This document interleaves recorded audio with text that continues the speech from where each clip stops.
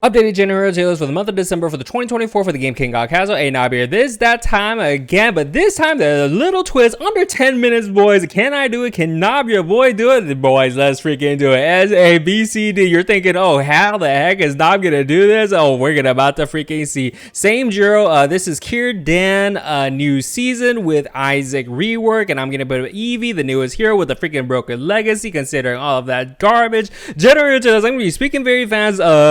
We're gonna make it under 10 minutes, all right, boys. First one, D tier.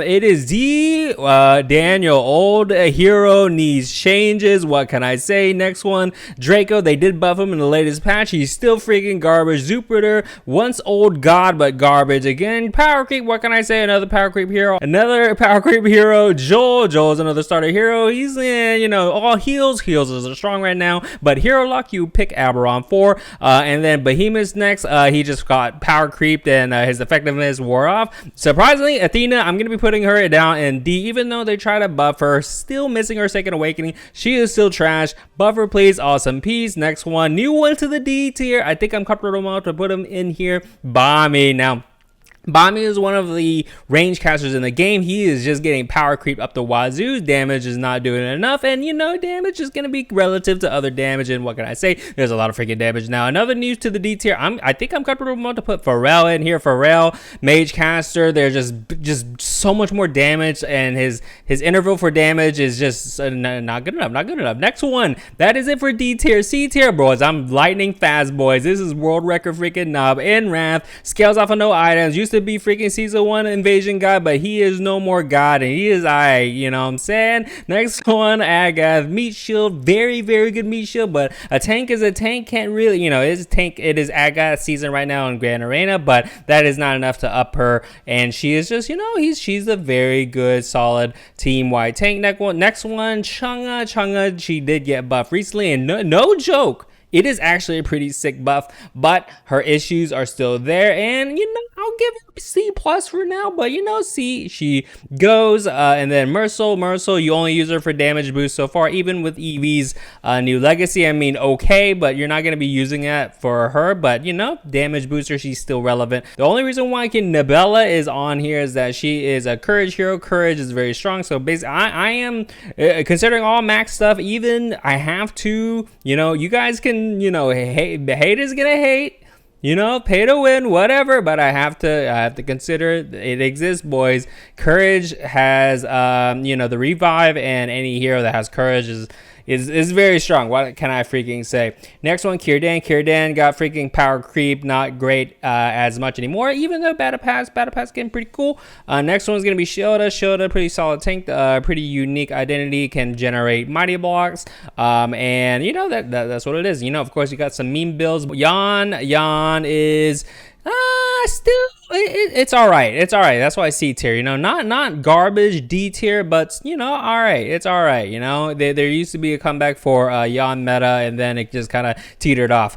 Kathy, another one that is kind like C plus, kind of thing. Range carry, she's fine. You can shred mighty blocks, basically the new Bomby shred, basically, and that's why Bomby's in D, needs changes, what I'm saying. So Kathy, pretty decent overall. Next one gonna be OG tank Leo, my boy. He is solid tank, very tanky and very useful, and the epitome of starter man. Next one, Ophelia, reworked, but she's not quite there yet. Still fun to play, and needs some more adjustments. Next one, Hella, actually I'll give her C+ ish, C+ ish. I'm not sure, like C+ question mark. Her damage has actually gone pretty high up. She got buffed a lot, and slowly becoming Hella of old. Next one, Baldir, tank man, has a lot of synergy with magical armor and things like that, and those kind of metas, and actually useful. You don't really use deer form that much, funny enough, right? You use him as a freaking meat shield tank because he can generate a lot of it. Kane, next one, can generate items generation man for all your generation transformation needs. Only one that can do it. Pretty cool. Unique mechanic, very useful. Again, I'm considering utility. Taybec has a very strong map wide taunt and very strong when it was used, but not exactly relevant anymore because there's so much CC immunity. I'm actually gonna put Zhao Yun in C. Not exactly used that much in terms of utility. Zero freaking utility. He does have percent scaling, but there's always been an issue with FPS and scaling and all that junk. C tier. Okay, now B tier, we're jumping in. I don't know how long I've been freaking going, bro. Dandy, a lot of utility in one package, but neither amazing, like over the roof, and it's not bad either. So middle of the road. Estia, kind of falling off a little bit, but utility's no joke. Don't sleep on her. Very good flex slot. Gidnil used for spell shield. Spell shield is very powerful. Can even share it. That's why it is B. Very good flex slot as well. You'll find a lot of flex slot units in the B tier range. Raw Hawk, damage boosting, also does some damage, but you're basically using it for the damage boosting capabilities, and the attack speed slow. Priya, OG hero, very good damage and AoE stun lock, and very good. And really good awakenings as well. Herang, another fan favorite stun lock hero if I can freaking find him. Strife is very popular to trigger that blessing strat, very good. Next one, Rosette, pretty Ooh, I don't freaking know. You know what? I'll put Rosette in B. I think, or C. I mean, mainly used for damage boosting. She does have the scaling and all that, so she does feel fun to play, but more times than not, other than meme builds, you're using it for damage boosting. Next one is going to be Zhao Bai. Zhao Bai, very fan favorite, but he's not amazing by any means. But with the EV legacy, he is compatible with it. He is just a more valuable with that, right? But it's not going to shoot him up the freaking S or anything for me. Next one is going to be Elizabeth. Elizabeth is a really good void stacker, one of the crucial ones. My issue is that she is kind of clunky because of her mana pool, but she has a very unique kit.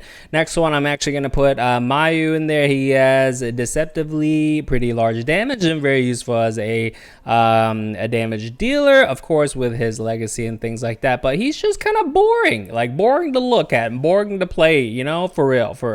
Next one, Hanzi, pretty good spot. I'd say pretty good spot, just that it's not exactly what she is. It's kind of on the great side, right? She's pretty good. She's on the upper end. Next one, I'm actually gonna keep Saraz here. Is actually he's in middle of the road, man. Nowadays he's not super OP as release. Next one, Ren is, man, I've been debating on putting Ren in freaking C. Freaking Ren fans gonna hate me, but she is middle of the road. I get you. She has a very unique kit as well to generate almighty blocks and stuff. I'm gonna put the newest hero, Evie, here. Now Evie herself is okay. Now with her legacy, of course, it kind of feels that. Now Eevee's legacy, I'm gonna spend some time here really quick, but Eevee's legacy is very, very, very, very strong, very, very overtuned, very, very good. So any hero that is of that class, right, will swiftness class in particular, they have benefits this a lot, and their power rankings kind of go high. But the thing is, there is one specific hero, you guys know what it is, and we'll get to him later, that synergizes with this so well that there's literally no reason to use anyone else really besides him, right? And because it's a lot of things and things like that. But Evie herself with the legacy, sure, she's pretty, she's kind of middle of the road, fine, but it's all relative is what I'm trying to say. I give her a B. Of course, with her legacy, it's pretty strong, but there is another hero that is very, very good synergy over there, and of course she's getting compared to that one. Next one, I'm gonna put Jinju here. I believe I put Jinju in A last time, but she has fallen off definitely for me. Not quite as oppressive as much anymore, at least in this season. So, B plus I'd say, but with, she's a courage hero, so with courage, that's what kind of makes her kit kind of go to. But right now there's a little more, things that are kind of in the same line of power with her currently. So, B plus, it kind of fallen off for me for a bit. Now I'm actually going to be placing the newest reworked hero, Isaac. Now, man, so she is support skill very strong, okay, with unique legacies, max everything. I'm considering it. The problem is that slotting actually it's very niche stuff. Like, is it a 100% necessity? Absolutely freaking no. Like, absolutely not. Do I think it's like borderline broken? It depends on the freaking situation, but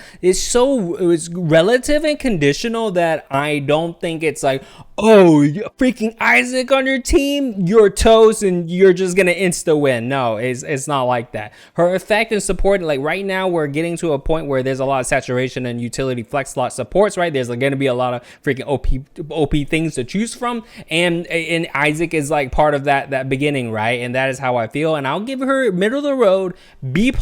Her effect is very, very, very good if you can slot it in, but there's so many high priority slots now, and there's only so many units that you can put on your freaking team to make a freaking comp, right? So like, I don't think that if I'm facing a team that has an Isaac, I'm not gonna be like sweating, right? So that is how I feel about her. But she is very strong, but not 100% need to have. But for if you're trying to min max and stuff like that, of course she's gonna be probably needed for your particular use. But you know, in general scheme of things, I think she is overall pretty good. And you know, not necessity to have. So that is it for B tier. A tier, we're moving very quick. Lily, very good tank, very good like hero lock character. Mount, good, very good solid frontline, very good go-to if you're needing a frontline, very good default to lean back on. Nary builds. The barbarian, don't need to say that, very fun, very strong, OG kind of, you know, the special damage, you know, all that scope stuff. Mara, very good. Clone, mighty block, stun, pretty much the go-to usually for round 1 arena and things like that. Very, very strong. Been a staple for a while. Next one gonna be Karam, the only evasion kind of mechanic built into her, and also she has an awakening that can give evasion to another unit. Very, very strong, very good utility, and you know, I gotta give credit was credit is due. With all things considered, she is still A for me. Next one, Victoria, another character I gotta give credit. I'm not a Victoria fan, but she can do things that a lot of other heroes can't. You know, she is definitely a noob stomper for sure, but there are definitely ways around it, and not, you know, it's not like the crazy oppressive things. Definitely the definition of noob stomper for sure. Next one, one of the best tanks in the game because it's kind of like a hybrid tank. So unique mechanic, can do damage, freaking CC lock, is tanky, you know, you've seen it. If you guys play Tayson, you know, and it's very fun, very staple frontline tank right now, very unique kit, and only he can do Tayson things. Next one, Kanak, the freaking meme is over. Still very good staple. Basically, he's become the new Evan. He's become the new Evan. You know, I never really thought about it until now. He is the new Evan, basically. A lot of people use him for invasion, farm clears, and things like that, and they kind of use Kanak everywhere kind of thing because that's all they have, right? So he's become the new Evan, basically. Evan 2024 into 2025. What can I say? Next one, Tia. Tia is still very strong. No, she is very strong for different kind of reasons. She's definitely not gonna be like your freaking go-to like invasion farmer, so to speak, but she can do it. But she has a lot of range and she can dish out a lot of damage fast, and it's just, there's a lot of things playing into that, and still very strong. One of the best long range actually units in the game, which is pretty rare. Next one gonna be Belina. Now Belina is not S for me. Her cadence for her damage and relative to like what her requirements are, it's kind of a downtrend compared to the super OPs in my opinion. So she is like A plus, you know, to be fair. Next one's gonna be Leica. Rework is Chef Kiss, the best arena god, back to true form, very good. Legacy is freaking amazing, one of the best, you know, like, you know, of the rework so far. Please have more like that. Very good unit. Now next one, Patros. Now Patros is not S because it's kind of similar feeling of Isaac actually. I don't think it's 100% freaking necessary, but of course if you're trying to min max and you're a number cruncher, etc, of course that's going to be 100% needed. Is it going to help on your team? Sure, you know, it will, but it's not going to be like, oh, if I face a team that has a Patros and I don't feel like I'm on the back foot, so to speak. Next one, Rai, another void stacker, very fan favorite, can proc grenade and things like that, scales on attack speed, very fun. They have adjusted her and how she works, so she's kind of fallen some. Maybe she's like B plus now, but she's very strong. I'll give her A. You know, next list we'll revisit. S tier, we're going to be putting them on. Link type heroes. I'm not going to be explaining to him. Lunaire, you know what? I'm just going to throw him in there, bro. We're trying to go fast, boys. Lunaire, Mono, Serang, pick one, boom, buff, Bargery. We have AoE, freaking mana battery, Mel, percent scaling, you know, boom, boom, bow, and then Ian, pop, pop, pop, Sargala, and then boom, newest one, Armis S tier, Eevee freaking Legacy of Armis is the most broken thing in the history of, like, even okay, I don't know about more broken than freaking Sarah's release, but it is pretty freaking broken, bro. And it is, like, because of the other users that can use Eevee, like say Eevee herself, there's zero reason in my opinion to not use Armis with freaking Eevee Legacy, and he is a starter freaking unit. So yeah, there it is. Did I make it under 10 minutes? Oh, bro, I don't freaking know. I don't think I made it under 10 minutes. Anyways, let me know in the comments below. Man, I can make this pretty freaking quick. Anyways, I'm gonna end this one here. I can actually go through this pretty freaking quick. What can I say? Let me know in the comments below if you want more like this, you know. Nob, hey, speak, yeah, 110 miles per hour. Who cares what you say? We're gonna skip to the end anyways, but for you guys who watched through it, you guys are the true ones. Anyways, thumbs if you like this, subs if you loved it, and I'll see you next one, boys. Later.